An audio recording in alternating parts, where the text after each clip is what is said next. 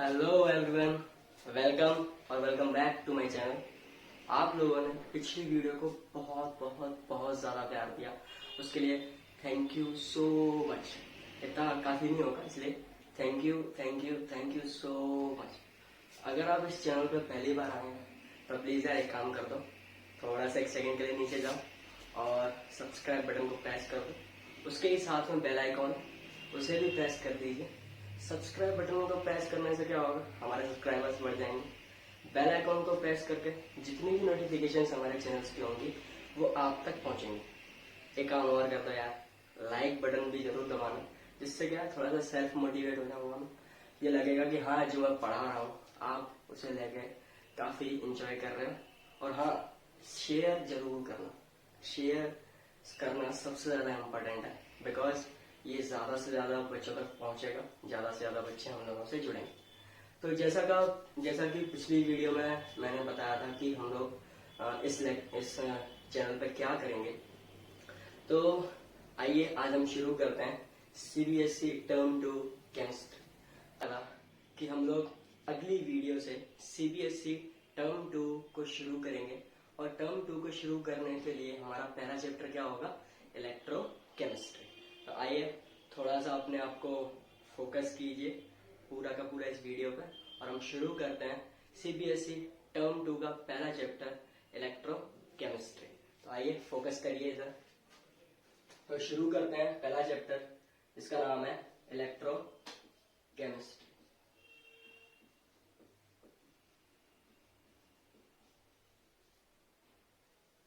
Okay, तो electrochemistry simply क्या है कि it is the branch of chemistry in which we deals with the interconversion of electrical energy and chemical energy.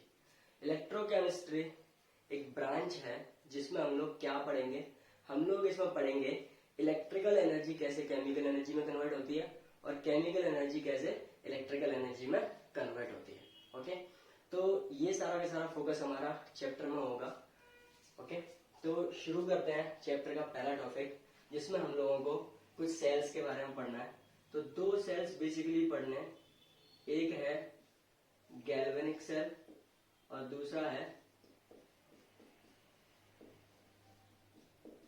Electrolytic cell. Okay, तो इन दोनों sales को ज्यादा deep पे नहीं पढ़ना है, बिकॉज इलेक्ट्रोलाइटिक सेल तो सिलेबस में है ही नहीं और ना ही गैल्वेनिक सेल है। बट गैल्वेनिक सेल को मैं इसलिए सिखाऊंगा क्योंकि अगर ये आपकी समझ में आया तो आप इससे बहुत सारे इक्वेशंस को सॉल्व कर सकते हैं, रेडॉक्स रिएक्शन समझ जाएंगे और नर्स इक्वेशन में भी ये गैल्वेनिक सेल काम आएगा और सेल को रिप्रेजेंट करने में भी। तो आइए देखते हैं बारी बारी से दोनों सेल्स को। तो इन दोनों सेल्स को एक ही साथ हम समझ लेते हैं, ठीक है। तो देखिए कैसे,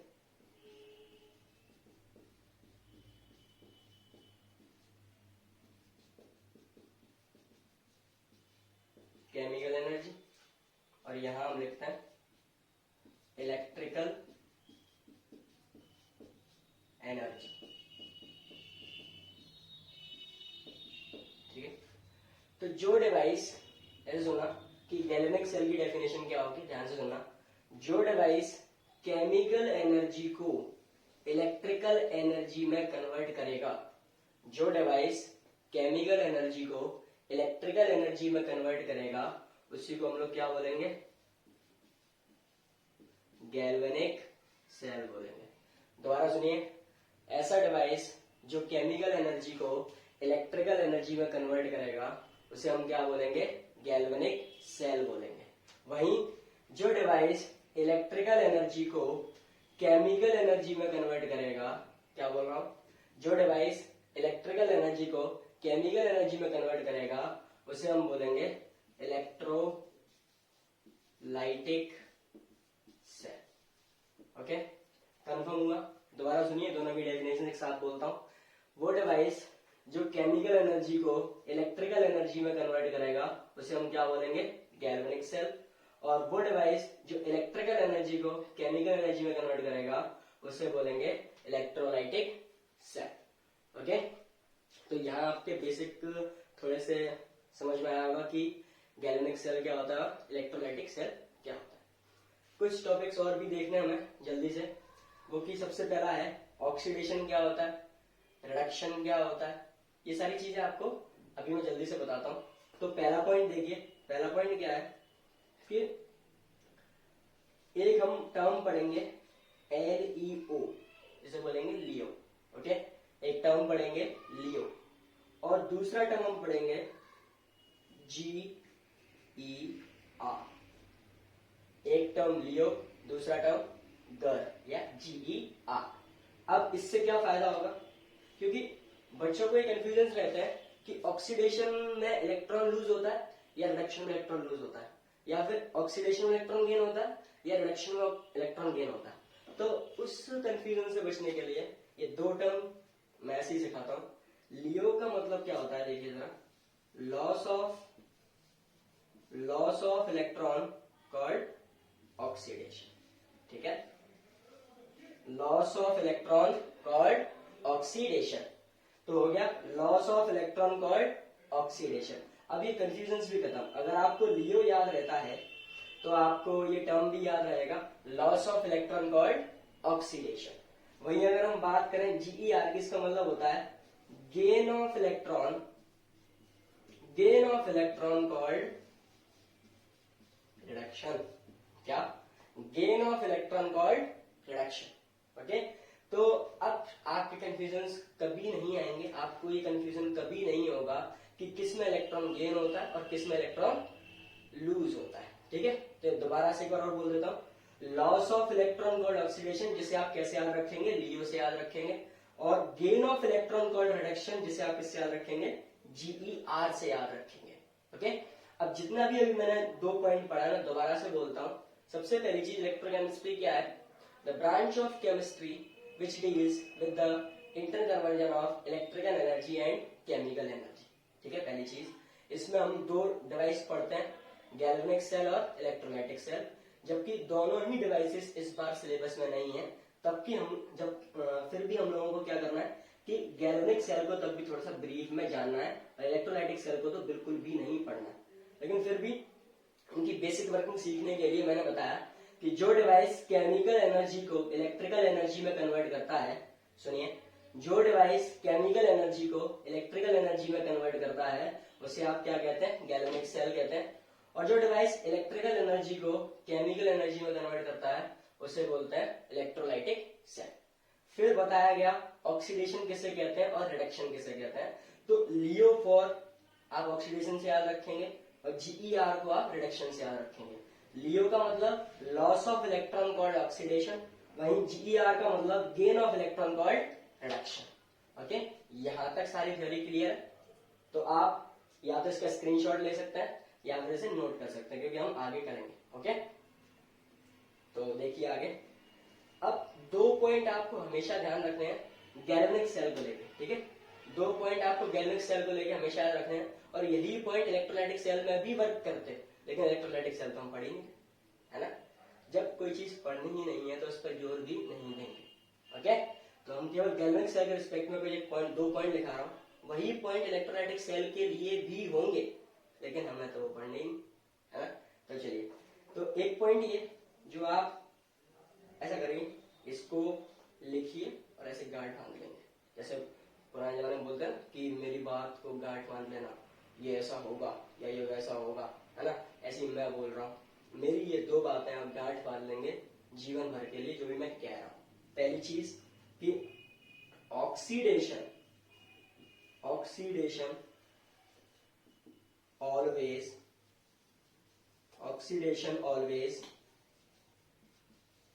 takes place on एनोड।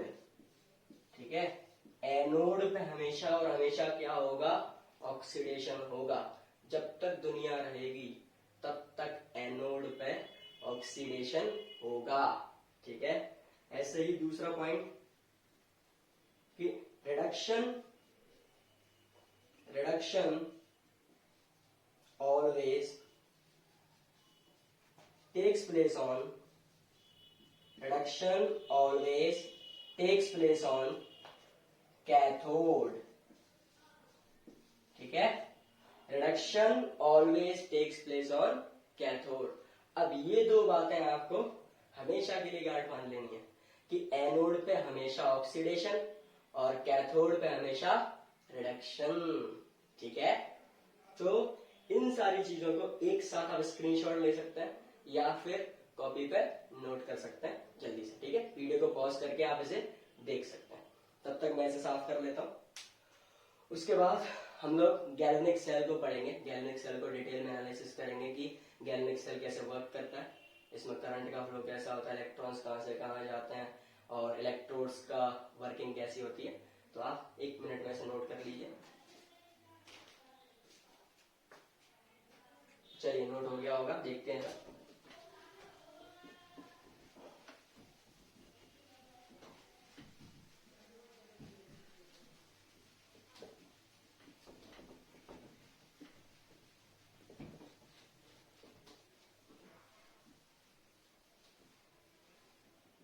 तो हमारा मेन फोकस किस पे होगा?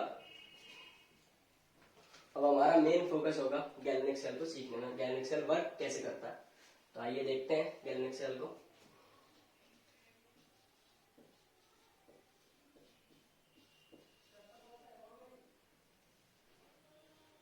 ठीक है, तो चलिए देखते हैं।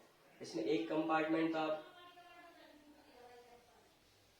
लेफ्ट साइड में बनाएंगे और एक कंपार्टमेंट आप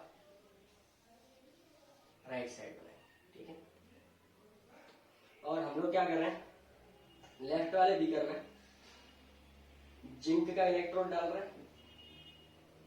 ठीक है, और किसका इलेक्ट्रोड? जिंक का इलेक्ट्रोड। ठीक है, और राइट वाले बीकर में हम लोग डाल रहे हैं कॉपर का इलेक्ट्रोड। किसका इलेक्ट्रोड बाबू? कॉपर का इलेक्ट्रोड। ठीक है, लेफ्ट वाले बीकर में क्या डालना है? थोड़ी देर बाद देखो पूरा सेल बन जाएगा, लेकिन ध्यान से देखिए। लेफ्ट वाले बीकर में जिंक का इलेक्ट्रोड डाला और राइट वाले बीकर में कॉपर का इलेक्ट्रोड डाला। अब जिस चीज का इलेक्ट्रोड उसी का सॉल्यूशन। तो जिंक का इलेक्ट्रोड है तो सॉल्यूशन भी किसका भर दिया? जिंक का भर दिया, और ZnSO4, और इसे क्या बोलेंगे? ZnSO4 electrolyte. सेम कहानी उस तरफ होगी कि जिसका इलेक्ट्रोड उसी का इलेक्ट्रोलाइट। ठीक है, तो ये हो जाएगा CuSO4 एज अ इलेक्ट्रोलाइट। ठीक है, इसके बाद आप देखिए, अब हम दोनों वायर्स को, दोनों इलेक्ट्रोड्स को एक वायर के थ्रू जोड़ेंगे, जिसमें बीच में हम क्या लगा देंगे? गैल्वेनोमीटर। ठीक है, गैल्वेनोमीटर लगाया। ठीक है, अभी मैं ये जो गैल्वेनोमीटर की सुई होती है ना दिखाने का, वो जब हम इसकी वर्किंग सीखेंगे ना, अपने आप इसकी सुई को दिखा देंगे कि किस तरफ डिफ्लेक्ट करेगी। ओके, तो ये क्या हो गया हमारा?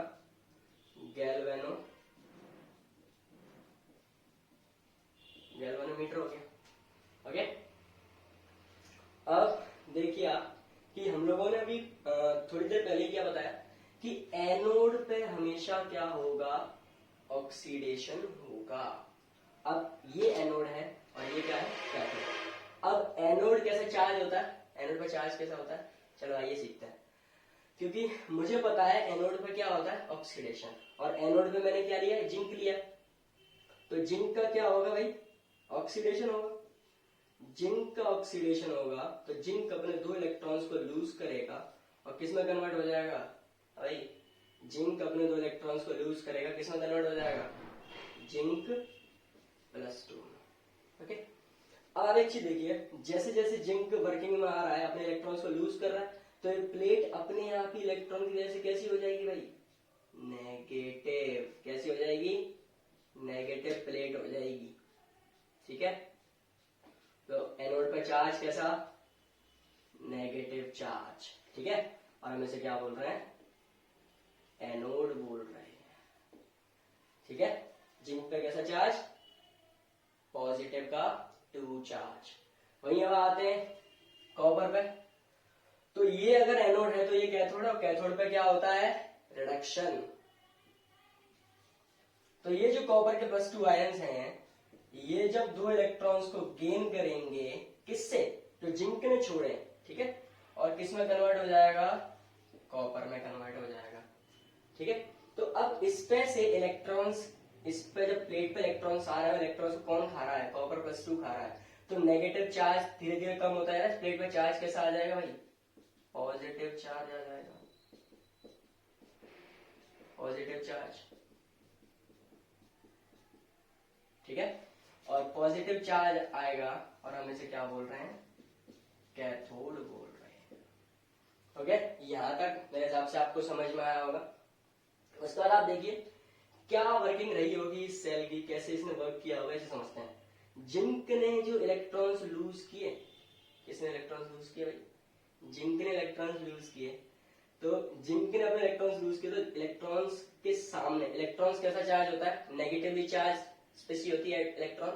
तो इलेक्ट्रॉन जैसे ही इसमें से निकलेंगे, इलेक्ट्रॉन सब ऐसे मान के चलो भाग से रहे होंगे, भाई कहाँ जाए, हमें तो घर से निकाल दिया गया, कहाँ जाएंगे भाई? तो सामने उन्हें क्या लग जाता है? Positive charge. अब सामने से उन्हें पॉजिटिव चार्ज लग गया, खुद पर नेगेटिव चार्ज है, ये कहता भैया आजा, हमें जरूरत है तेरी, आजा, क्योंकि इलेक्ट्रॉन तो खाए जा रहा है ऊपर, तो ये भी आना पड़ेगा। तो इलेक्ट्रॉन क्या करेगा? एनोड से शिफ्ट करेगा और किस तरफ जाने लगेगा? कैथोड पे जाने लगेगा, ठीक है, समझ आया? अगर इलेक्ट्रॉन्स एनोड से कैथोड जा रहे हैं, अगर इलेक्ट्रॉन्स एनोड से कैथोड की तरफ जा रहे हैं, तो हमें और आपको सबको पता है कि करंट हमेशा आता है। जब भी इलेक्ट्रॉन्स का फ्लो होता है, करंट हमेशा आता है, लेकिन शर्त क्या होती है कि इलेक्ट्रॉन और करंट की कभी नहीं बनती। अगर ये इस तरफ मुंह करके चलता है तो करंट कहता है तुझे देखना पसंद भी नहीं मुझे, मैं भी इस तरफ मुंह करके जाऊंगा, है ना। तो अगर इलेक्ट्रॉन्स इस डायरेक्शन में मूव कर रहे हैं, तो कन्वेंशनल करंट जो प्रोड्यूस हुआ है इलेक्ट्रॉन्स के मूवमेंट से, वो किस तरफ होगा? वो होगा इस तरफ। ऐसे आप क्या बोल रहे हैं? Conventional current. जैसे सिंपल आप आई से भी दिखा सकते हैं, ओके। तो जैसे जैसे इस प्लेट पर नेगेटिव चार्ज प्रोड्यूस होता जा रहा था, इलेक्ट्रॉन मूव करे और उसके ऑपोजिट डायरेक्शन में करंट ने फ्लो करना शुरू कर दिया। अब करंट ने फ्लो करना शुरू किया कहां से? कैथोड से एनोड की तरफ। तो गैल्वेनोमीटर में डिफ्लेक्शन किस तरफ आ रहे होंगे बाबू? इस तरफ आ रहे होंगे। तो गैल्वेनोमीटर में हमें डिफ्लेक्शन इस तरफ दिखाने पड़ेंगे।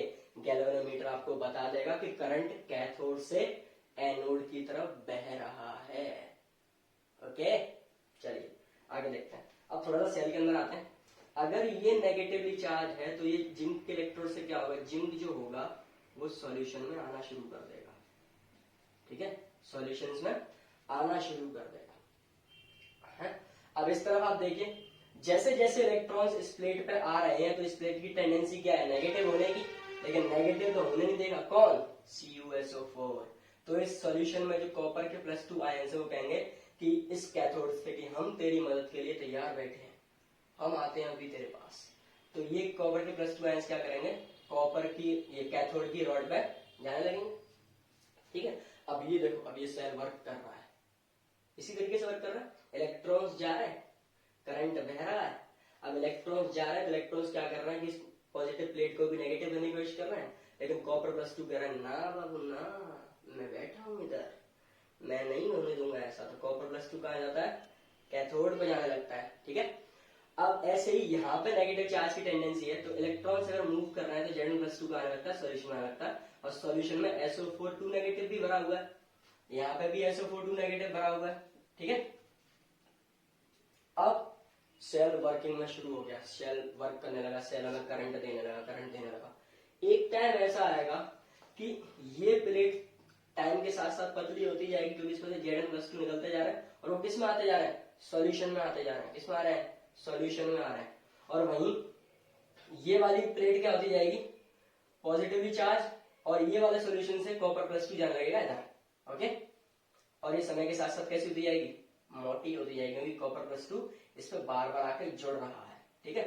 तो एक स्टेज ऐसी समझो कि सारे के सारे जिंक आके यहाँ चिपक जाएंगे, नीचे आके जुड़ जाएंगे। वैसे तो खैर ऐसा होगा नहीं, लेकिन तब भी सोचते हैं।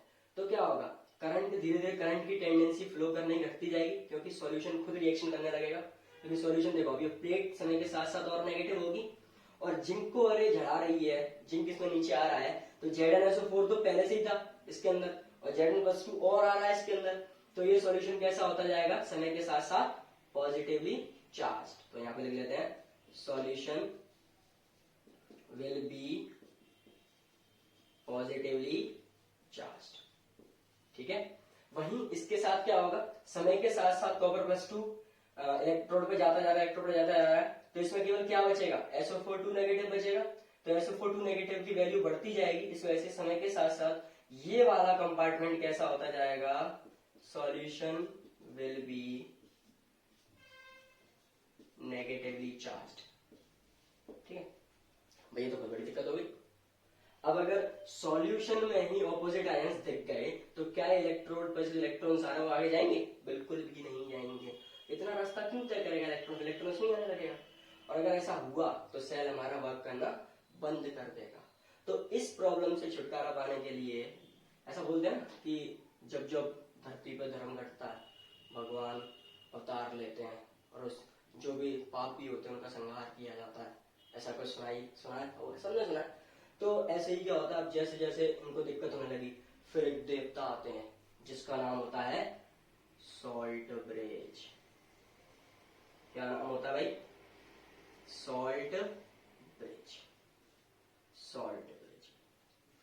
अब सॉल्ट ब्रिज एक ऐसा डिवाइस होता है जिसमें आप इस तरीके के आयंस को भरते हैं जिनमें आयंस की मतलब उसमें ऐसे इलेक्ट्रोलाइट्स भरे जाते हैं जिनमें आयंस की मोबिलिटी ना एग्जैक्ट सेम होती है। आयंस की मोबिलिटी क्या होती है, एग्जैक्ट सेम होती है। जैसे आप मान के चलो गम जैसा, जैसे गम की थिकनेस होती है ना, गम की जैसे मोबिलिटी होती है, एग्जैक्ट वैसा ही कुछ लिक्विड इसमें भरा जाता है। तो हम मान के चलो इसमें भी लिक्विड भर देते हैं, भर दिया भाई, आपके कहने पर मैंने लिक्विड भर दिया। अब लिक्विड क्या भरा है, देखो लिक्विड भरा जाता है अगार अगार प्लस KCl। ठीक है। अब इसमें मैंने क्या भर दिया, अगार अगार भर दिया KCl के साथ। अब KCl में आयंस है, K पॉजिटिव और Cl नेगेटिव। अब ये क्या करेंगे, अपने अपने हिसाब से चैम्बर्स को चुन लेंगे। जो पॉजिटिवली चार्ज चैम्बर है उसमें अपने आप Cl नेगेटिव चला जाएगा, और जो नेगेटिवली चार्ज चैम्बर है उसमें अपने आप क्या चला जाएगा, K पॉजिटिव चला जाएगा। ठीक है। तो यहां से क्या होगा, इसमें क्लोराइड आयन जा रहे होंगे क्योंकि पॉजिटिवली चार्ज है, और इसमें क्या जा रहे होंगे भाई, K पॉजिटिव आयंस जा रहे होंगे। तो Cl नेगेटिव यहां से गया इसके अंदर, और K पॉजिटिव इसके अंदर यहां से चला गया। अब ये क्या करेगा, Zn+2 की वैल्यू ज्यादा हो रही है, तो जिंक अब इलेक्ट्रोड से रिएक्ट ना करके किससे रिएक्ट करेगा, क्लोराइड आयन से, और क्या बना लेगा, ZnCl2 बना लेगा, सॉल्ट बना लेगा। ठीक है। वैसे ही K पॉजिटिव अब SO4 नेगेटिव से रिएक्शन करने लगेगा, जबकि पहले SO4 नेगेटिव से रिएक्शन करने की टेंडेंसी रख रहा था इस रॉड से। अब वो उससे रिएक्शन ना करके किससे रिएक्शन करेगा, K पॉजिटिव से, और क्या बना लेगा, K2SO4, एक सॉल्ट बना लेगा। जिसकी वजह से क्या होगा, सेल जो वर्क करना बंद करने की टेंडेंसी में आने वाला था, वो आने वाली कंडीशन को सॉल्ट ब्रिज ने रोक दिया, और सेल वर्क करना मतलब जैसे वर्क कर रहा था वैसे वर्क करता रहेगा सेल। ठीक है। कोई दिक्कत नहीं आएगी। जो हम सिचुएशन सोच रहे थे वो सॉल्ट ब्रिज ने आके खत्म कर दी। ठीक है। तो ये क्या था, सॉल्ट ब्रिज था। फिर दोबारा से क्या होने लगेगा, इलेक्ट्रॉन्स निकलेंगे, कैथोड पे पहुंचेंगे, करंट मिलेगा।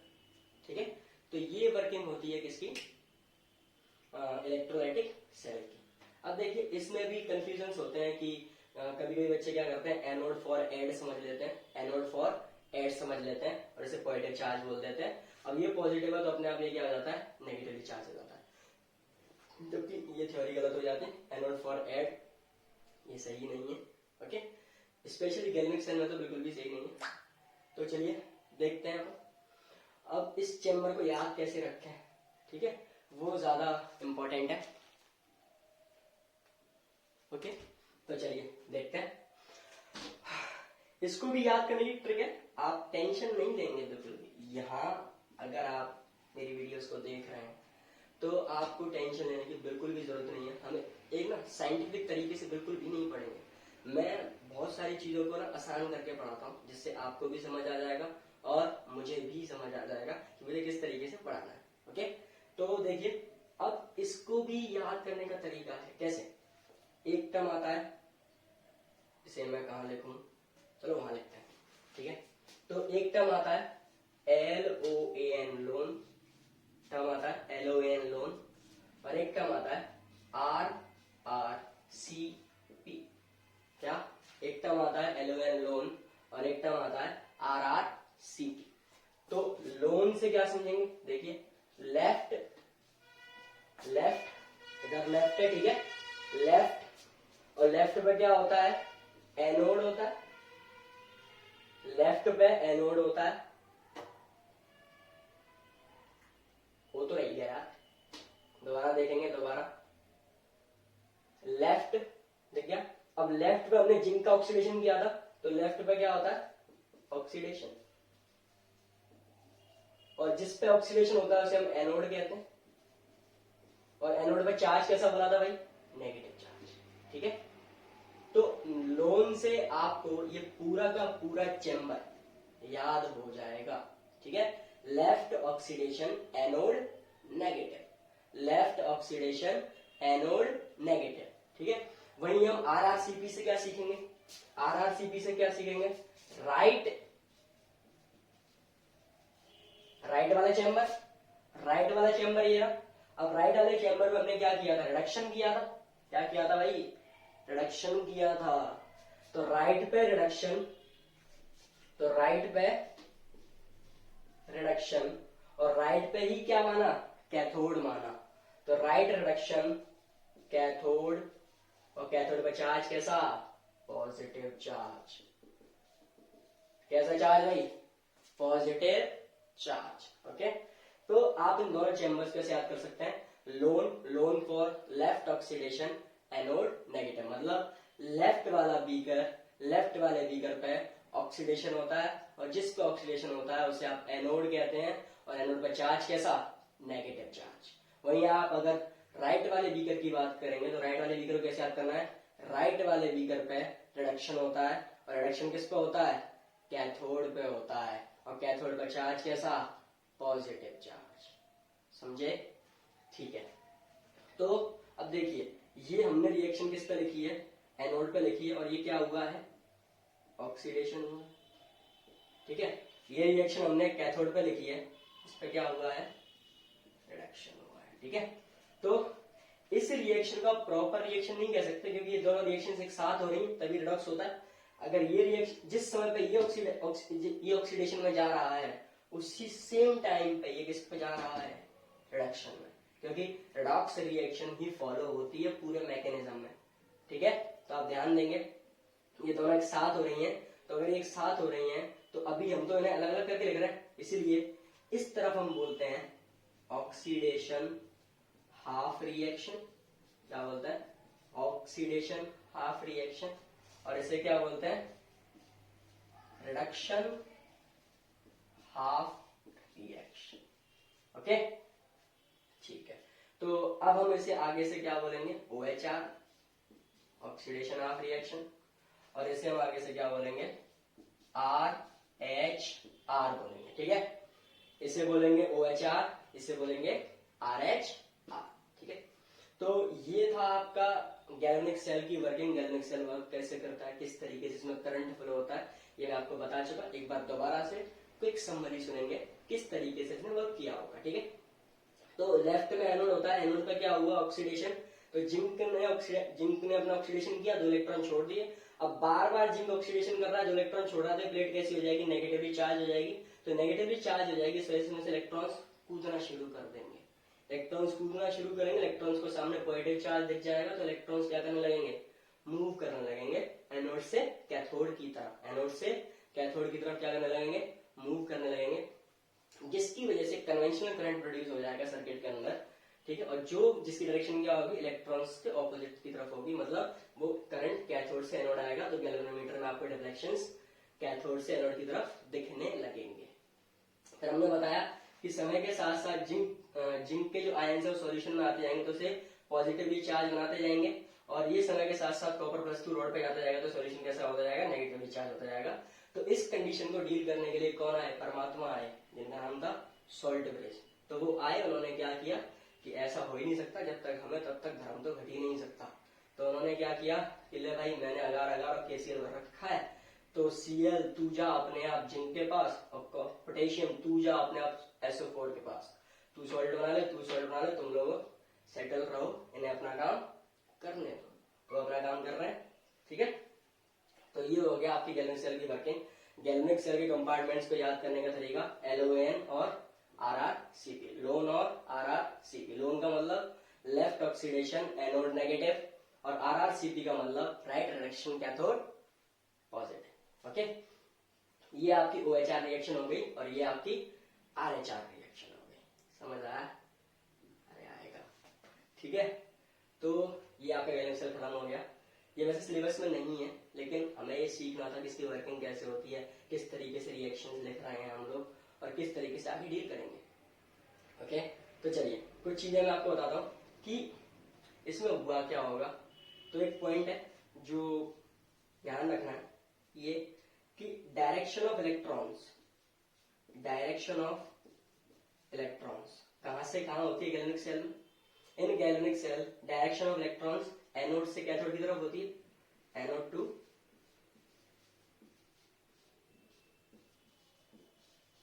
कैथोड, ठीक है। वहीं अगर हम बात करें करंट की डायरेक्शन, तो डायरेक्शन ऑफ करंट वो कहां से कहां होता है, कैथोड से एनोड, मतलब इलेक्ट्रॉन की डायरेक्शन का उल्टा।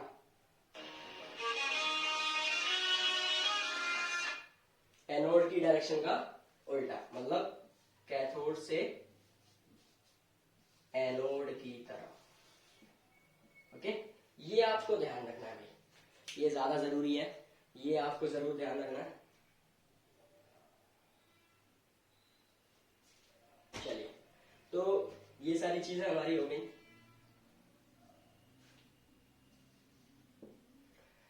ठीक है, तो हमारा गैल्वेनिक सेल ओवर हो गया। आपको कोई दिक्कत आई नहीं होगी। अगर ऐसी कोई दिक्कत है तो आप मुझे कमेंट सेक्शन में जरूर लिखना, मैं उसके ऊपर एक प्रॉपर वीडियो बनाऊंगा कि किस तरीके से उस कंफ्यूजन को आपके दूर करना है मुझे। ओके, या फिर मैं वहीं आपको उसका जवाब दे दूंगा। तो गैल्वेनिक सेल ओवर। अब हमें नेक्स्ट टॉपिक पढ़ना है कि IUPAC नोटेशन। अब हम इस सेल को बार बार तो कॉपी पे बनाएंगे नहीं, कभी रिएक्शन आएंगे, कभी सवाल आएंगे, तो बार बार इतना बड़ा फिगर बनाने में तो भैया भौकाल मच जाएगा। इतना ही फिगर बनाने में 5-5 मिनट जाएंगे तो हो गया काम, ठीक है। इसलिए हम लोग क्या करेंगे, एक शॉर्ट तरीका सीखेंगे। शॉर्ट तरीका मतलब जो IUPAC ने नोटेशन दे रखे हैं कि आप किस तरीके से गैल्वेनिक सेल को दिखाओगे, वो मैं आगे आपको सिखाता हूँ। ओके, तो तब तक आप इसे ध्यान से समझ लेंगे, वीडियो को पॉज भी कर सकते हैं और देख सकते हैं, ठीक। वैसे तो अगर वीडियो पॉज भी हो गई तब भी मैं मिटाता हुआ लिखूंगा इसमें, है ना, लेकिन फिर भी आप पीछे कर सकते हैं वीडियो को और देख सकते हैं, लेकिन पीछे कर लोगे तब भी आऊंगा, कोई नहीं। चलो देखते हैं। आज हमारा मेन फोकस यही रहेगा कि हम लोग IUPAC नोटेशन सीख लें, किस तरीके से हम नोटेट करते हैं। इलेक्ट्रोड पोटेंशियल तक भी अगर पहुंच पाए तो जरूर पहुंचेंगे, ठीक है। चलिए देखते हैं। तो अब हमारा अगला टॉपिक है IUPAC notation. IUPAC notation for representation of galvanic cell.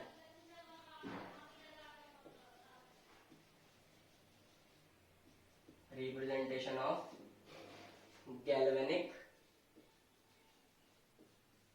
Cell, ठीक है, ये हमें पढ़ना है।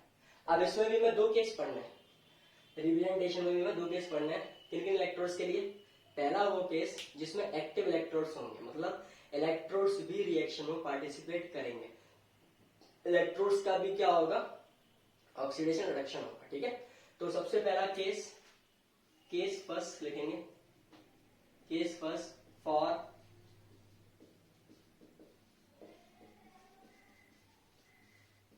एक्टिव इलेक्ट्रोड्स, ठीक है, मैं यहां लिख लेते हैं electrodes can take part in reaction, ठीक है। एक्टिव इलेक्ट्रोड्स का मतलब ये होता है। तो अब देखिए किस तरीके से अभी हम लोगों ने गैल्वेनिक सेल बनाया, किसके लिए, जिंक और कॉपर इलेक्ट्रोड के लिए। तो दोबारा भी हम उसी सेल को कंसीडर करते हैं। तो consider zinc copper electrode galvanic cell, ठीक है। चलिए, तो किस तरीके से हम उस बड़े वाले सेल को एक ही लाइन में लिख लेंगे, कैसे, देखिए। सबसे पहले आपको कॉपी के बीच में आना है, जैसे मैं आया हूं आपकी वीडियो के बीच में, आ गया बीच में। लेफ्ट साइड लोन से समझिए, लेफ्ट साइड लोन से समझिए, लेफ्ट साइड लोन से समझिए। लोन पे क्या था, लोन में एनोड होता था लेफ्ट साइड में, तो लेफ्ट साइड में क्या होगा, एनोड। राइट साइड में कैथोड होता था, और बीच में परमात्मा आए थे। बीच में क्या आए थे, परमात्मा। परमात्मा का मतलब सॉल्ट ब्रिज, क्या, सॉल्ट ब्रिज। सबसे पहले आप बीच में आएंगे और क्या खींच देंगे, सॉल्ट ब्रिज। ये जो डबल स्लैश होते हैं वो सॉल्ट ब्रिज का साइन होता है। और सॉल्ट ब्रिज के लेफ्ट साइड में क्या होता था, एनोडिक कंपार्टमेंट। तो सॉल्ट ब्रिज के लेफ्ट साइड में क्या होगा, एनोडिक कंपार्टमेंट। और राइट साइड में क्या होता है, कैथोडिक कंपार्टमेंट, कैथोडिक कंपार्टमेंट, ठीक है। अब आप वीडियो को पीछे थोड़ा सा करेंगे, 1 सेकंड के लिए पीछे करके देख लीजिएगा। यहाँ पे हमने एनोड पे क्या लिखा था, जिंक का ऑक्सीडेशन, और वहां पे कैथोड पे क्या लिखा था, कॉपर का रिडक्शन, ठीक है। तो एनोड पे हमेशा ऑक्सीडेशन होता है, तो हम उस ऑक्सीडेशन को कैसे लिखेंगे चेक करते हैं। तो एनोडिक कंपार्टमेंट में क्या हुआ था, ऑक्सीडेशन। तो एनोडिक कंपार्टमेंट में ऑक्सीडेशन का मतलब क्या हुआ, देखो, जो जिंक था वो कन्वर्ट हुआ Zn+2 और 2 इलेक्ट्रॉन्स, ठीक है। वहीं अगर कैथोड की बात करते हैं तो कैथोड पे क्या हुआ था, कॉपर+2 ने 2 इलेक्ट्रॉन्स लिए थे, और किस में कन्वर्ट हुआ था, कॉपर में कन्वर्ट हुआ था, ठीक है। तो एनोडिक कंपार्टमेंट में कैसे लिखते हैं, सबसे पहले आप देखिए, जिंक जो कि रॉड थी वो सॉलिड फेज में थी, तो सॉलिड फेज में दिखाएंगे। उसके बाद एक सिंगल स्लैश लगाएंगे, और जिंक किस में कन्वर्ट हुआ, जिंक किस में कन्वर्ट हुआ भाई, +2 में। तो जिंक किस में कन्वर्ट हो गया, +2 में, और वो सॉल्यूशन में आ रहा था, तो एक्वस फेज, ठीक है। ये एनोडिक कंपार्टमेंट हो गया। एनोडिक कंपार्टमेंट के जस्ट बाद में क्या आते हैं, हमारे परमात्मा आते हैं, सॉल्ट ब्रिज आ गए, ठीक है। उसके बाद राइट साइड में क्या होता है, कैथोड। कैथोड पे क्या हुआ था, रिडक्शन। रिडक्शन किसका हुआ था, कॉपर का। और रखेंगे कैसे, इस तरीके से कि जो कॉपर+2 था, कॉपर+2 जो एक्वस फॉर्म में था वो किस में कन्वर्ट हो गया, कॉपर सॉलिड फॉर्म में कन्वर्ट हो गया। और आपने इस तरीके से वो बड़े से सेल को किस में लिख दिया, एक लाइन में लिख दिया, ठीक है। तो यहाँ पे बता देता हूँ कौन सी चीज क्या क्या है। ये जो डबल स्लैश है ये परमात्मा है, परमात्मा का मतलब सॉल्ट ब्रिज है ये, ठीक है। मैंने सॉल्ट ब्रिज के फंक्शन के लिए इतना बताया है कि वो इलेक्ट्रिकल न्यूट्रलिटी मेंटेन रखता है, वो बस कंपार्टमेंट्स में चार्जेस को मेंटेन रखता है। ये वाला पॉजिटिवली चार्ज था तो उसे भी वो न्यूट्रल करने की कोशिश करता है, वो वाला नेगेटिवली चार्ज हो रहा था उसे भी कैसे कोशिश कर रहा था, न्यूट्रल करने की कोशिश कर रहा था, ठीक है। तो इलेक्ट्रिकल न्यूट्रलिटी मेंटेन रखता है। उसके बाद अगर ऐसे डिटेल में पढ़ते तब जब गैल्वेनिक सेल की वर्किंग, गैल्वेनिक सेल आ रहा होता, लेकिन अब तो आ नहीं रहा, ठीक है। तो देखिए, तो सॉल्ट ब्रिज, और ये जो आपका सिंगल स्लैश है, ये जो आपका सिंगल स्लैश है, ये आपको दिखाता है फेज डिफरेंस। क्या दिखाता है भाई, फेज डिफरेंस दिखाता है, ठीक है। तो आप अच्छे से देख लीजिए किस तरीके से आईयूपीएसी लिखते हैं किसी भी गैल्वेनिक सेल की। आप बीच में डबल स्लैश लगाते हैं, डबल स्लैश के लेफ्ट साइड में एनोडिक कंपार्टमेंट होता है, और राइट साइड में क्या होता है, कैथोडिक कंपार्टमेंट। एनोडिक कंपार्टमेंट में ऑक्सीडेशन होता है और कैथोडिक कंपार्टमेंट में रिडक्शन होता है। तो हमने उस तरीके से इस सेल को रिप्रेजेंट कर दिया आईयूपीएसी के बेसिस पे, ओके। अब कुछ क्वेश्चन जो हम अपनी कोचिंग में कराते हैं, अपने इंस्टीट्यूट में कराते हैं, वो क्वेश्चंस मैं यहाँ पे लिखता हूँ। आइए उन्हें थोड़ा सा प्रैक्टिस कर लेते हैं, ठीक है। तो ये तो केस किसका हो गया, हमारा एक्टिव इलेक्ट्रोड्स का केस हो गया। अब हम दूसरा केस पढ़ते हैं जिसमें इलेक्ट्रोड्स एक्टिव नहीं होंगे, इनर्ट इलेक्ट्रोड्स होंगे। ठीक है, तो चलिए देखते हैं उसको भी। पहले लगातार एक क्वेश्चन 2-3 क्वेश्चन करा देंगे और हो जाएगा। चलिए देखते हैं। तो फिर से मिटाना पड़ेगा यार, लेकिन मैं केस 1 की जगह यहाँ पे एक और स्लैश लगा दूंगा, जो हो जाएगा। तो शुरू करते हैं भैया दूसरा खेला, जिसमें कि इलेक्ट्रोड्स ही एक्टिव ना हो। फिर क्या करेंगे भाई?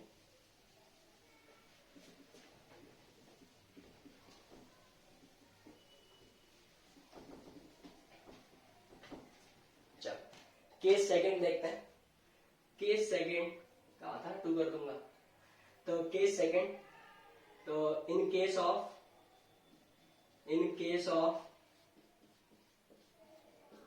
इनर्ट इलेक्ट्रोड्स, और इनर्ट इलेक्ट्रोड्स में ज्यादातर हम लोग किसका यूज करेंगे? प्लेटिनम का। ठीक है, प्लेटिनम का इलेक्ट्रोड, ग्रेफाइट का भी कर सकते हैं, कार्बन इलेक्ट्रोड कर सकते हैं, तो भाई कार्बन कर देते हैं, गिलास का इलेक्ट्रोड कर सकते हैं। ठीक है, बहुत सारे। ठीक है, ज्यादातर हम प्लेटिनम पे ही खेलेंगे। तो ठीक है, in case of inert electrodes. चलो इसकी बात कर लेते हैं, इसको भी एक एग्जांपल समझते हैं। जैसे मान के चलिए रफ डायग्राम बनाता हूं। ये आपका एनोडिक कंपार्टमेंट हो गया, ये आपका कैथोडिक कंपार्टमेंट हो गया। दोनों में ही हम क्या करना है? प्लेटिनम की रॉड डाल देते हैं। इसकी रॉड प्लेटिनम की, बहुत मोटी होगी, पता है बहुत महंगी हो गई, लेकिन तब भी अब सिखाना था, तो थोड़ा सा रेंज से बाहर जाना पड़ेगा और आपको प्लेटिनम इतनी मोटी दिखानी पड़ेगी। ठीक है, तो ये एनोड पे कैसे चार्ज होता है? Negative charge. कैथोड पे कैसे चार्ज होता है? Positive charge. और इन दोनों को जोड़ रखा है भाई, ठीक है, गैल्वेनोमीटर से। ऐसा कुछ दिखेगा। ठीक है, रफ डायग्राम बना रहे हैं। ये सॉल्ट ब्रिज, ऐसा कोई सॉल्ट ब्रिज था। तो मान के चलिए अब ये इलेक्ट्रोड्स तो इनर्ट है, तो इन्हीं का सॉल्यूशन तो भर नहीं सकते, PtSO4 कुछ होता भी नहीं। तो हम यहाँ पे 2 आयंस भर रहे हैं, Fe+2 और Fe+3। ठीक है, अब Fe+2 को ले रहे हैं तो वो सल्फेट क्या हो जाएगा? FeSO4। और जब Fe+3 लेंगे तो सल्फेट क्या हो जाएगा? Fe2SO4 का होल थ्राइस। ठीक है, वही हम यहाँ पे लेते हैं MnO4 नेगेटिव और Mn+2, MnO4 नेगेटिव और Mn+2। अब ये केस किसका है भाई? अब ये केस तो इनर्ट इलेक्ट्रोड का है। इनर्ट इलेक्ट्रोड की दिक्कत ये हो गई कि पहले हमें इन दोनों की क्या लिखनी पड़ेगी? रिएक्शंस लिखनी पड़ेंगी। पहले आप OHR लिखेंगे, फिर आप RH लिखेंगे, फिर दोनों की नेट रिएक्शन लिखेंगे, उसके बाद आप सेल को रिप्रेजेंट कर सकते हैं। ध्यान रखेंगे। ठीक है, तो जैसे कि पहले वाले केस में मैंने एक्टिव इलेक्ट्रोड वाले केस में नेट रिएक्शन नहीं लिखी थी, तो उसमें सिंपल आप क्या करेंगे? देखिए पहले उसको देख लेते हैं। जैसे ये था, Zn से Zn+2 इलेक्ट्रॉन, और एक रिएक्शन हमारी आई थी कॉपर+2 इलेक्ट्रॉन से कॉपर। ऐसा है। अब जब ये तो देखो, ये तो OHR हो गई और ये RH हो गई। ये OHR, ये RH, लेकिन हमें तो नेट रिएक्शन लिखनी है। नेट रिएक्शन जब तक नहीं लिखेंगे तब तक सेल को रिप्रेजेंट नहीं कर सकते। तो नेट रिएक्शन लिखने के लिए क्या करना पड़ता है? नेट रिएक्शन को इस तरीके से लिखिए कि आपकी फाइनल रिएक्शन में इलेक्ट्रॉन्स ना दिखें, आपकी फाइनल रिएक्शन में इलेक्ट्रॉन्स ना दिखें। तो हम लोग क्या करेंगे? सिंपल इन दोनों को जोड़ देंगे। देखिए, लेफ्ट के लेफ्ट में जुड़ जाएंगे, राइट के राइट में जुड़ जाएंगे। तो आप एक चीज देखो, जब दोनों जुड़ेंगे तो Zn Cu+2 और 2 इलेक्ट्रॉन, उस तरफ Zn+2 2 इलेक्ट्रॉन और कॉपर। तो आप 2 इलेक्ट्रॉन से 2 इलेक्ट्रॉन काट सकते हैं, बिकॉज आप इनऑर्गेनिक रिएक्शंस को जो इरिवर्सिबल होती हैं उन्हें आप एज एल्जेब्राइक एक्सप्रेशन मान सकते हैं, एज एल्जेब्राइक एक्सप्रेशन। तो आप गिव्स को इक्वल टू मान सकते हैं। तो 2 इलेक्ट्रॉन से 2 इलेक्ट्रॉन कट जाएगा, तो नेट रिएक्शन क्या आएगी? Zn+Cu+2 gives us Zn+2+Cu।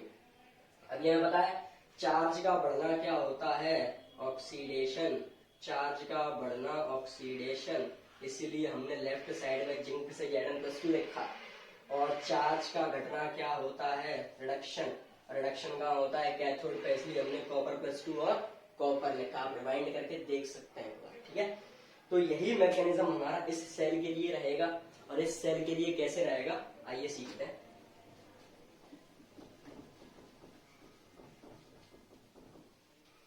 अब इस पे नेगेटिव चार्ज है तो ये तो एनोड है भाई, और इस पे पॉजिटिव चार्ज है तो ये तो कैथोड है। और रॉड किसकी ली है हमने दोनों, प्लेटिनम की, और ये भी किसकी है भाई, प्लेटिनम। ओके, इतना समझ में आया। अब ये एनोड, एनोड पे क्या होता है, ऑक्सीडेशन। तो इन दोनों को इस तरीके से लिखना है कि आपको क्या लिखे, ऑक्सीडेशन लिखे। ठीक है, तो ऑक्सीडेशन लिखते हैं। सबसे पहले हम OHR लिखेंगे, OHR लिखते हैं। OHR में क्या करना है, ऑक्सीडेशन लिखना है। तो जरा देखिए, जब Fe+2 था, Fe+2 ने एक इलेक्ट्रॉन रिलीज किया, किसमें कन्वर्ट हो गया, Fe+3 में कन्वर्ट हो गया। ठीक है, तो ये तो भाई हमारी OHR लिख गई।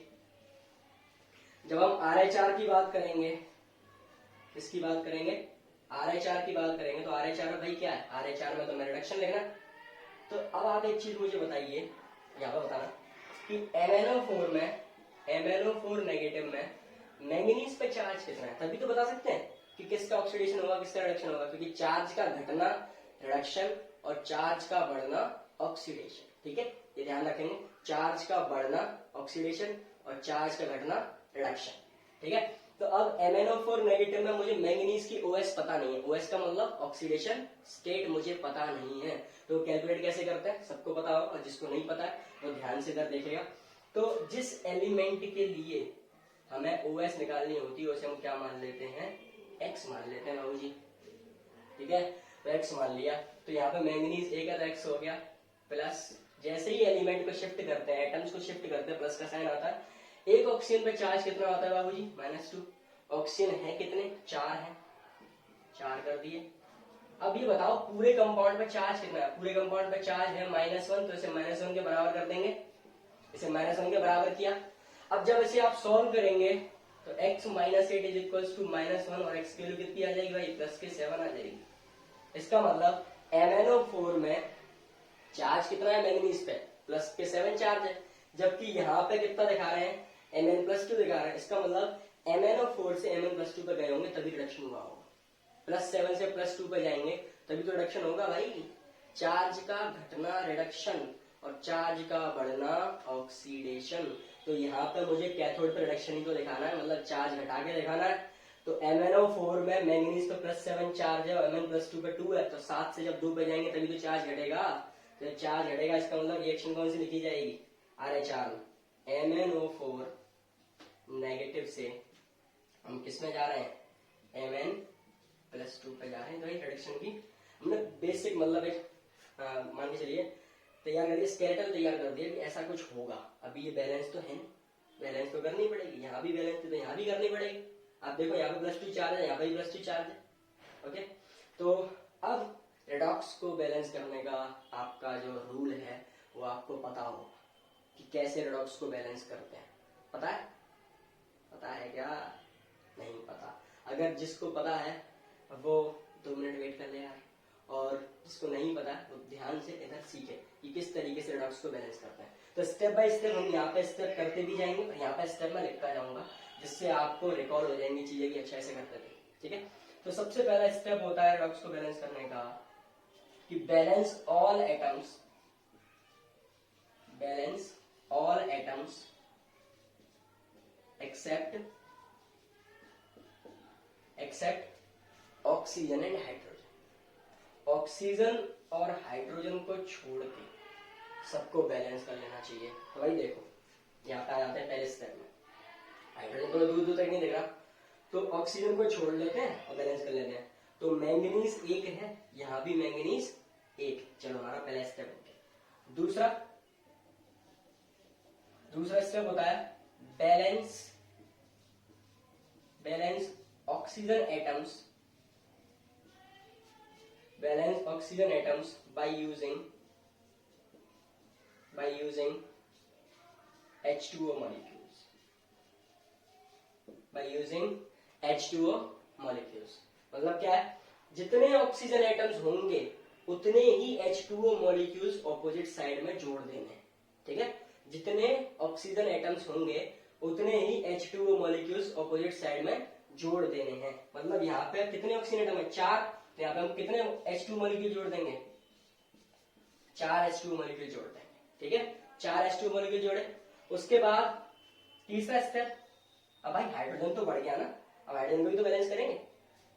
तो balance H atoms by using H positive ions मतलब जितने हाइड्रोजन के एटम होंगे उतने ही ऑपोजिट साइड में क्या जोड़ देंगे, H पॉजिटिव जोड़ देंगे। इसका मतलब यहाँ पे कितने हाइड्रोजन है, 4 दूनी 8, 4 2 जा 8, तो इतने ही H पॉजिटिव कहाँ जोड़ देंगे, ऑपोजिट साइड में। तो मैंने H पॉजिटिव जोड़ दी। ठीक है, फाइनल स्टेप ये होता है कि बैलेंस चार्ज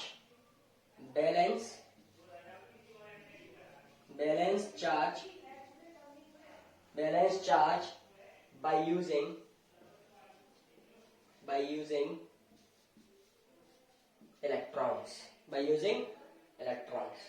अब हमें चार्ज बैलेंस करना होता है किसकी मदद से, इलेक्ट्रॉन्स की मदद से। तो देखो कैसे करते हैं, राइट साइड में कितना चार्ज है मेरे पास, +2 चार्ज है। कितना चार्ज है, +2 चार्ज। और लेफ्ट साइड में मेरे पास कितना चार्ज है, 8 प्लस के ये रहे, 1 माइनस का ये रहा, तो यहाँ पे प्लस के 7 चार्ज है। ठीक है, यहाँ पे प्लस के 7 चार्ज है, यहाँ पे प्लस के 2 चार्ज। ठीक है, अब अगर मैं राइट साइड में इलेक्ट्रॉन जोड़ता हूं तो मैं इलेक्ट्रॉन जोड़ के इसे 0 ही तो कर सकता हूं, इसे 0 कर सकता हूं। ठीक है, और दोनों साइड अगर इलेक्ट्रॉन जोड़ दिए तो नेट रिएक्शन में इलेक्ट्रॉन बचेगा। इस वजह से एक ही तरफ आप चार्ज बैलेंस करेंगे। तो यहाँ पे +2 इसे 0 में ले सकते हैं, लेकिन ऐसा तो कर सकते हैं कि अगर इसमें इलेक्ट्रॉन जोड़ दिए जाए तो इसे +2 कर सकते हैं कि नहीं। तो ये प्लस के 2 चार्ज है इस तरफ, इधर प्लस के 7 चार्ज है। तो अगर इसे भी 2 करना है तो इसमें कितने इलेक्ट्रॉन जोड़ने पड़ेंगे सर, 5 इलेक्ट्रॉन जोड़ने पड़ेंगे। कितने जोड़ने पड़ेंगे, 5 इलेक्ट्रॉन जोड़ने पड़ेंगे। ठीक है, आई बात समझ में। दोबारा से सुनो रिएक्शन कैसे बैलेंस करी। कि सबसे पहले पहला स्टेप पढ़िए, balance all atoms except oxygen and hydrogen. तो हमने क्या किया, ऑक्सीजन को छुपा लिया और मैंगनीज एक था तो मैंगनीज भी एक था, बात खत्म हो गई। दूसरा स्टेप, ऑक्सीजन को बैलेंस करने के लिए वाटर मॉलिक्यूल्स जोड़ने पड़ते हैं। तो जितने ऑक्सीजन उतने ही वाटर मॉलिक्यूल्स। तो यहाँ पे 4 ऑक्सीजन थे तो वाटर मॉलिक्यूल्स भी कितने, 4 वाटर मॉलिक्यूल्स। ठीक है, उसके बाद तीसरा स्टेप, हाइड्रोजन एटम्स को बैलेंस करने के लिए H पॉजिटिव आयंस जोड़ने पड़ते हैं। तो जितने हाइड्रोजन एटम्स उतने ही H पॉजिटिव आयंस। तो यहाँ पे हाइड्रोजन एटम्स कितने आए थे, 8 आए, तो 8 H पॉजिटिव जोड़ दिया। फाइनल स्टेप क्या था कि हमें इलेक्ट्रॉन्स मतलब चार्ज बैलेंस करना होता है with the help of electrons. तो हमने देखा कि राइट साइड में तो +2 चार्ज आ रहा था, लेफ्ट साइड में +7 चार्ज आ रहा था। अब मैं इसे 0 नहीं कर सकता और दोनों तरफ इलेक्ट्रॉन जोड़ भी नहीं सकता, एक ही तरफ इलेक्ट्रॉन जुड़ता है, या तो इधर या इधर। तो ये +2 है, ये +7 है, +7 तो हट के 2 पे आ सकता है। अब इलेक्ट्रॉन्स को जोड़ के +2 +7 में नहीं जा सकता, इसलिए लेफ्ट साइड में 5 इलेक्ट्रॉन जोड़ दिए और हमारा आंसर कितना आ गया, इधर भी +2 चार्ज है और इधर भी +2 चार्ज है। अब ये RHR, ये OHR, और हमें नेट रिएक्शन लिखनी है। और नेट रिएक्शन इस तरीके से लिखनी होती है कि फाइनल रिएक्शन में इलेक्ट्रॉन्स ना दिखें। तो अब क्या करें भाई, ये 5 इलेक्ट्रॉन याद रखना, लेकिन यहाँ पे तो एक ही इलेक्ट्रॉन है। तो सबसे पहले क्या करना पड़ेगा, इस रिएक्शन में 5 से क्या करते हैं, मल्टीप्लाई। बिकॉज अभी पहले बोला कि आप इक्वेशंस को, रिएक्शंस को एल्जेब्राइक एक्सप्रेशन मान सकते हैं, मतलब गिब्स को इक्वल टू मान सकते हैं। ठीक है, तो जब मैं इसमें 5 इलेक्ट्रॉन मतलब 5 से मल्टीप्लाई करूंगा तो नेट रिएक्शन कैसे दिखेगी हमें, देखो इसमें 5 से मल्टीप्लाई हो जाएगा, इसमें 5 से मल्टीप्लाई हो जाएगा, इसमें 5 से मल्टीप्लाई हो जाएगा, मतलब 5Fe+2, 5Fe+3, 5 इलेक्ट्रॉन, और 5 इलेक्ट्रॉन से 5 इलेक्ट्रॉन कट जाएंगे सर, 5 इलेक्ट्रॉन कट जाएंगे। ठीक है, तो 5 इलेक्ट्रॉन काट दिए भैया। तो आंसर क्या आया देखिए जरा, लेफ्ट वाले पहले जोड़ लेते हैं। तो 5Fe+2 प्लस MnO4-, इलेक्ट्रॉन तो काट चुके हैं, ठीक है, ध्यान रखना। Fe+2 MnO4- और 8H positive plus 8H positive gives us, right side वाले देखो इलेक्ट्रॉन तो हट गया, 5Fe+3 plus Mn+2 plus water. ठीक है भाई, समझ आया, प्लस वाटर। ये आपकी नेट रिएक्शन होगी। अब जब ये नेट रिएक्शन लिखी उसके बाद आप इस सेल को रिप्रेजेंट करेंगे, किस तरीके से रिप्रेजेंट हो रहा है। तो Fe+2 किस में जा रहा है, Fe+3 में। तो सबसे पहला स्टेप क्या होता है भाई, सॉल्ट ब्रिज बनाया। ठीक है, सॉल्ट ब्रिज बनाने के बाद में इस तरफ एनोडिक कंपार्टमेंट और इस तरफ कैथोडिक कंपार्टमेंट। तो एनोड पे क्या होता है ऑक्सीडेशन, ऑक्सीडेशन किसका हुआ है Fe+2 से Fe+3 में गया है, और इलेक्ट्रोड किसका ले रखा था प्लेटिनम का। सबसे पहला स्टेप हम इलेक्ट्रोड दिखाते हैं, और वो भी किस फेज में इलेक्ट्रोड आएगा प्लेटिनम, और वो भी सॉलिड फेज में। ठीक है, अब ये देखिए एक मैसेज आया,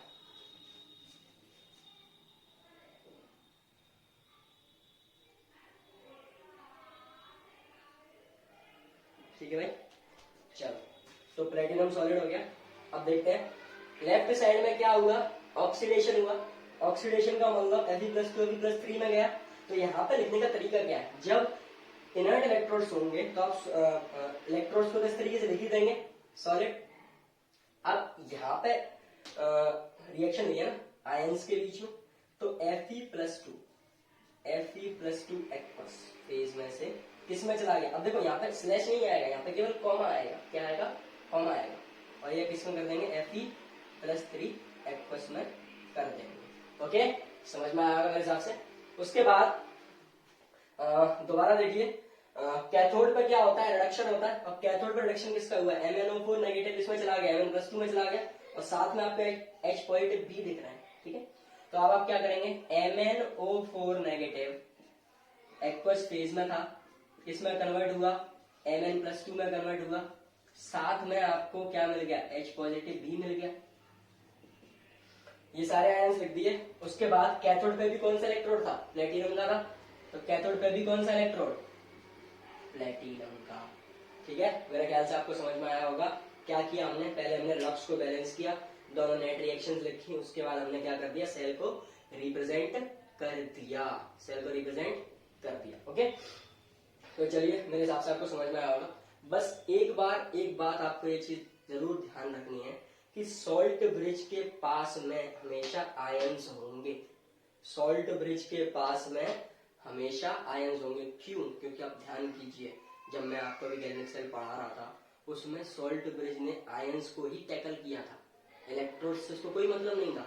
उसको मतलब किससे था, केवल और केवल आयंस से मतलब, वो आयंस को न्यूट्रलाइज कर रहा था, उसे इलेक्ट्रोड से कोई मतलब नहीं था। इस वजह से सॉल्ट ब्रिज के पास में हमेशा एक्वस फेज रहेगी। एक्वस फेज का मतलब पॉजिटिव चार्ज, मतलब जो चार्जेस होंगे वही रहेंगे, उसके अलावा कुछ भी नहीं रहेगा। ठीक है, ध्यान रखना इस बात को। तो चलिए मेरे हिसाब से अब हमने दोनों केसेस आपको पढ़ा दिए, अब इनके कुछ क्वेश्चंस करेंगे, उसके बाद आज की क्लास को खत्म करेंगे। ठीक है,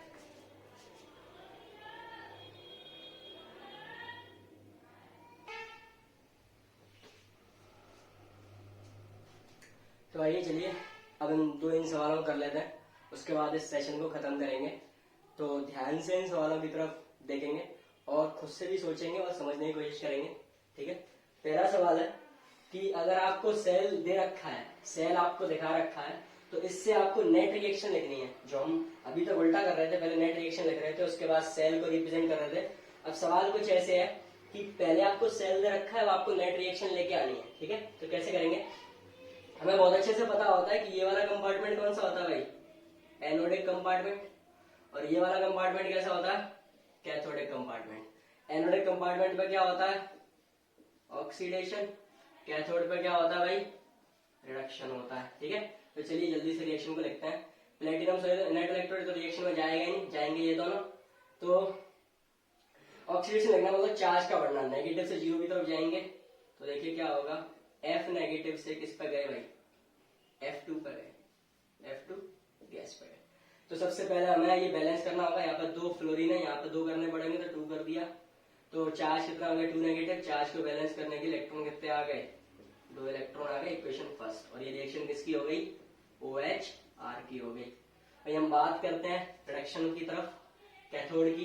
तो वहां पर देखिए कैथोड पर क्या होता है, रिडक्शन। रिडक्शन मतलब चार्ज का घटना, चार्ज का घटना मतलब Ag पॉजिटिव, जब एक्वस फेज में एक इलेक्ट्रॉन लेगा किसमें कन्वर्ट हो जाएगा, Ag सॉलिड में कन्वर्ट हो जाएगा। तो प्लस से किसमें चला गया भाई, जीरो में चला गया, रिडक्शन हो गया। अब नेट रिएक्शन में क्या करते हैं, इलेक्ट्रॉन दिखना नहीं चाहिए, लेकिन यहाँ पर 2 इलेक्ट्रॉन है,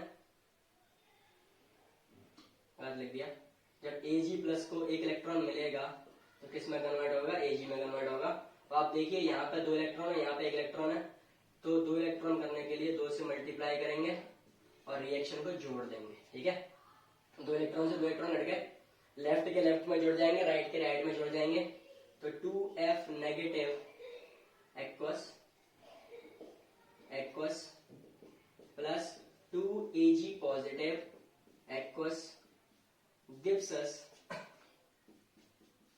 F2 gas plus 2Ag solid.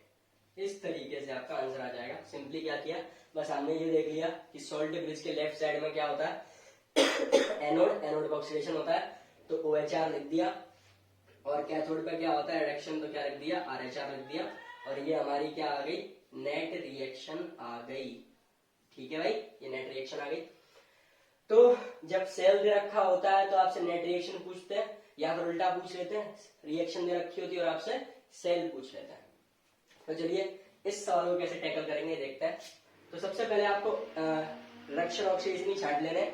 Oxidation होगा तो एनोड की तरफ लिख देंगे और रिडक्शन होगा तो कैथोड की तरफ लिख देंगे। ठीक है, तो यहाँ देखते हैं Fe पे +3 चार्ज है, यहाँ पे Fe +2 चार्ज है, तो क्या हुआ होगा भाई, +3 से +2 पे गए हैं, चार्ज घटा है तो क्या हो गया, ये रिडक्शन हो गया। +2 से +4 पे गए हैं, चार्ज बढ़ा तो ऑक्सीडेशन हो गया भाई। ठीक है, तो ये बहुत सिंपल होता है, रिएक्शन से सेल बनाना बहुत सिंपल है, सेल से रिएक्शन बनाने में आपको रिएक्शन लिखनी पड़ती है। ठीक है, तो सबसे पहला स्टेप क्या होगा, परमात्मा आएंगे, परमात्मा मतलब सॉल्ट ब्रिज आएंगे। सॉल्ट ब्रिज के बाद में आप एक चीज चेक करो, केवल रिएक्शन में आयंस हैं, केवल रिएक्शन में आयंस हैं, सॉलिड फेज नहीं है। इसका मतलब हमें दोनों तरफ क्या यूज करना पड़ेगा, प्लेटिनम सॉलिड। ये केस किसका हो गया, इनएक्टिव इलेक्ट्रोड्स का। ठीक है, चलिए तो सबसे पहले यहाँ पे प्लेटिनम सॉलिड लिख देंगे, उसके बाद फेज डिफरेंस का साइन, और Sn+2 से Sn+4 में गए हैं, तो Sn+2 aqueous Sn+4 aqueous, because ions salt bridge के पास रहते हैं। ठीक है, उसके बाद वहां देखिए Fe+3 से Fe+2, तो Fe+3 एक्वस से Fe+2 एक्वस, और यहाँ फेज डिफरेंस है, यहाँ पे भी क्या लगाते हैं प्लेटिनम सॉलिड, और ये आपका आंसर हो जाएगा। और यहाँ पे इस सवाल का आंसर ये था। तो आई थिंक आपको दोनों सवाल समझ में आए होंगे, और जो भी मैंने पीछे थ्योरी पढ़ाई वो भी आपको समझ में आई होगी। तो if you like this video then ज्यादा से ज्यादा आप इसे शेयर कीजिए, जिससे ज्यादा से ज्यादा बच्चों तक पहुंचे, और मैं ऐसे ही और अच्छे से मेहनत करूं। और प्लीज चैनल को सब्सक्राइब करना मत भूलना, और लाइक जरूर करना, जिससे मैं थोड़ा सा सेल्फ मोटिवेट होता हूँ। सब्सक्राइब जरूर करना, लाइक जरूर करना, और बेल आइकॉन जरूर प्रेस करना, जिससे जब भी हमारी नई वीडियो आएगी आपको नोटिफाई हो जाएगा कि भाई वीडियो आ गई है। Okay, so thank you so much, आपने आखिरी तक ये वीडियो देखी, थैंक यू सो मच। और प्लीज दोबारा से कह रहा हूँ, लाइक कीजिए, सब्सक्राइब कीजिए, ज्यादा से ज्यादा शेयर कीजिए। Thank you so much.